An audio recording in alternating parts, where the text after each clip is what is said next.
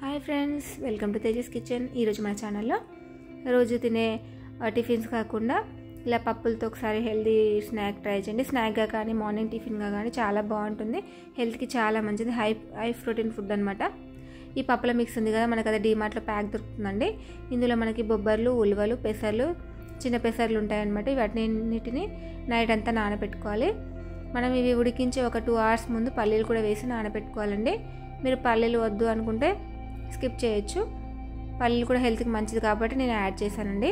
Stove పైన ఒక గిన్నె పెట్టుకొని వాటర్ యాడ్ చేసి ఈ పప్పులన్నీ అందులో వేసి మంచిగా ఉడికించుకోవాలండి.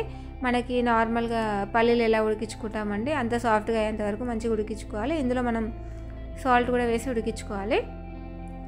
ఇవి మంచిగా ఉడికిన తర్వాత వీటన్నిటిని స్ట్రైన్ చేసి ఒక గిన్నెలో వేసి పక్కన పెట్టుకోవాలండి. తర్వాత ఇంకొక ప్యాన్ తీసుకొని అందులో కొంచెం ఆయిల్ వేసి కొన్ని పోపు గింజలు, సన్నగా కట్ చేసిన పచ్చిమిర్చి, ఆనియన్స్, కరివేపాకు, కొంచెం పసుపు వేసి మంచిగా ఫ్రై చేసుకోవాలి.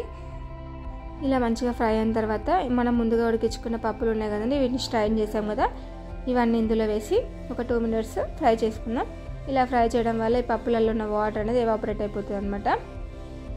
ఇలా అంతా కలుపుకొని ఫ్రై చేసుకొని సర్వ్ చేసుకోవాలండి. ఈ స్నాక్ అనేది పిల్లలకి ఈవినింగ్ టైంలో స్కూల్ నుంచి రాగానే కానీ నార్మల్గా ఏదైనా తినాలనిపించినప్పుడు ఇలా పెట్టండి, చాలా బాగుంటుంది. హెల్త్కి కూడా మంచిది. పిల్లలకి కానీ పెద్దవాళ్ళకి కానీ హెల్త్కి మంచిది అనమాట. రెగ్యులర్గా తినే స్నాక్స్ కాకుండా, ఆయిల్ ఫుడ్ కాకుండా ఇలా పెట్టి ట్రై చేయండి.